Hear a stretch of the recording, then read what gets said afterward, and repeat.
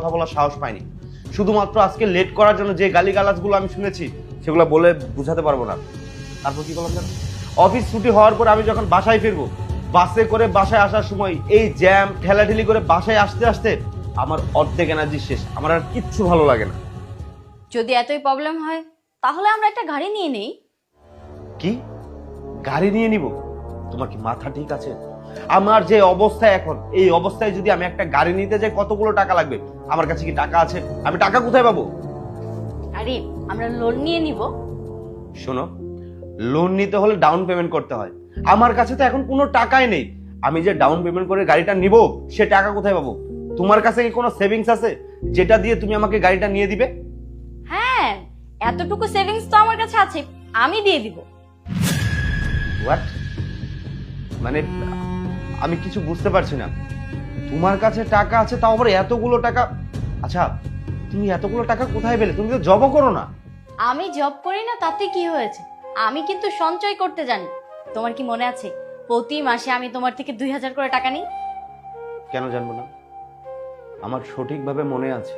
এই 2000 টাকার জন্য তুমি আমার সাথে কত লড়াই করেছো। প্রত্যেক মাসে মাসে তোমাকে যেন আমি 2000 টাকা করে দিই, এর জন্য তুমি আমার সাথে ঝগড়া করেছো। হ্যাঁ, লড়াই কি আর এমনি এমনি করেছি? শোনো, আমাদের যাতে কোনো প্যারাশানিতে না পড়তে হয় সেজন্যই তো করেছি। আমি ছোট মাটির ব্যাংকে টাকা জমিয়েছি, শুধু তো সেখান থেকে জমাইনি, আমি আরো ছোট ছোট জিনিস থেকে সেভিংস করেছি। ছোটখাটো জিনিস থেকে মানে?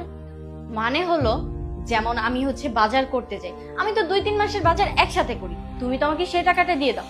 আমি করি কি জানো, আমি 2-3 দোকান ঘুরে দেখি যে কোন দোকানে আমি দাম কম পাই। যে দোকানে দাম কম পাই আমি সেই দোকান থেকে নিই, সেখান থেকে আমার কিছু টাকা আসে।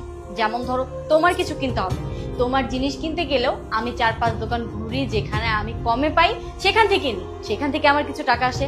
আর আমার কথা মনে করো, আমার যদি কিছু লাগে আমি অনলাইনে দেখতে থাকি, যেখানে আমি স্টার পাই সেখান থেকে আমি নিই, যাতে করে আমি কিছু টাকা সেভিংস করতে পারি। এই তো আমার সেভিংস হয়ে যায়। আরে বাহ, তুমি তো দেখি একদম বিজনেসম্যানের মতো চিন্তা করেছো। তো কি হয়েছে, যখন কোনো মেয়ে সংসার চালায় তখন বিজনেসম্যানের মতোই চিন্তা ভাবনা করে, আমিও সেটা করেছি। শোনো, তোমার কোনো প্যারেশানি হতে হবে না, আমরা সামনের সানডেতে গিয়ে গাড়িটা কিনি। ও গাড়ি আমরা কোনটা যেন, হ্যাঁ মনে পড়েছে, ওয়েগনার। ঠিক আছে, thank you so much. Thank you কি আছে, শোনো, তোমার কাছে আমার একটা চাপ, তুমি শুধু প্রতি ছুটির দিনে আমাকে লং ড্রাইভে নিয়ে যাবে, ব্যাস। পাক্কা নিয়ে যাবো।